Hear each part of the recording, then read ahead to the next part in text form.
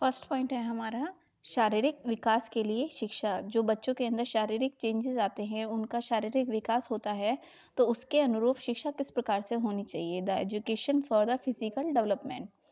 तो किशोरावस्था में शरीर में अनेक परिवर्तन होते हैं, जिनको उचित शिक्षा प्रदान करके शरीर को सबल तथा सुडौल बनाने का उत्तरदायित्व विद्यालय का होता है।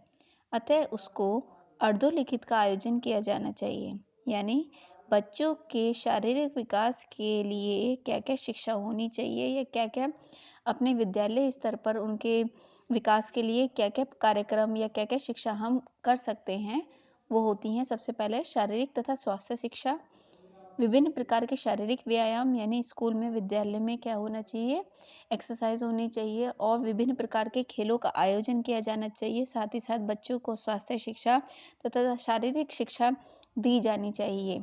तो जिसके अनुरूप बच्चे जो हैं वह क्या कर सकते हैं, अपने अंदर आए हुए परिवर्तन को समझ के उन्हीं के अनुरूप अपना विकास कर सकते हैं। दूसरा पॉइंट होता है हमारा मानसिक विकास के लिए शिक्षा। Education for the mental development.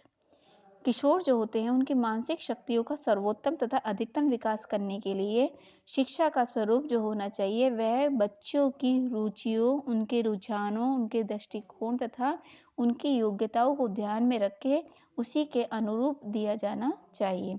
तो किस प्रकार की शिक्षा बच्चों को दी जानी चाहिए जिसके कारण उनका मानसिक विकास जो है वह उचित हो सके। सबसे पहला है कला, विज्ञान, साहित्य, इतिहास, भूगोल आदि जो विद्यालय विषय हैं उनको पाठ्यक्रम में रखा जाना चाहिए।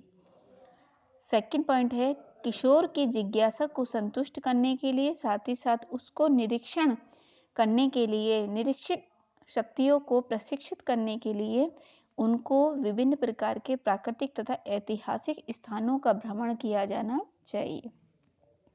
तीसरा है उनकी रुचियों, उनकी कल्पनाओं, उनके दिवा सपनों को साकार बनाने के लिए विभिन्न प्रकार के पर्यटन, वाद विवाद, कविता लेखन, साहित्यिक गोष्ठी आदि जो होती हैं वो को करिकुलर एक्टिविटीज़ जो है वो विद्यालय स्तर पर आयोजित की जानी चाहिए, ताकि उनका मेंटल डेवलपमेंट उचित प्रकार से हो सके।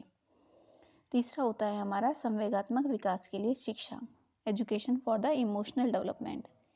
बच्चे जो होते हैं उनके अंदर अनेक प्रकार के संवेग आते हैं, या बच्चे अनेक प्रकार के संवेगों से क्या करता है, संघर्ष करता है। इन संवेगों में कुछ जो होते हैं वो तो ठीक होते हैं, जबकि कुछ जो होते हैं वो निकृष्ट होते हैं। अतः शिक्षा में इस प्रकार के विषयों और इस प्रकार की क्रियाओं को, पाठ्यक्रम से संबंधित क्रियाओं को स्थान दिया जाना चाहिए, जो कि उनके संवेगों का दमन और उत्तम संवेगों का क्या कर सके, विकास कर सके।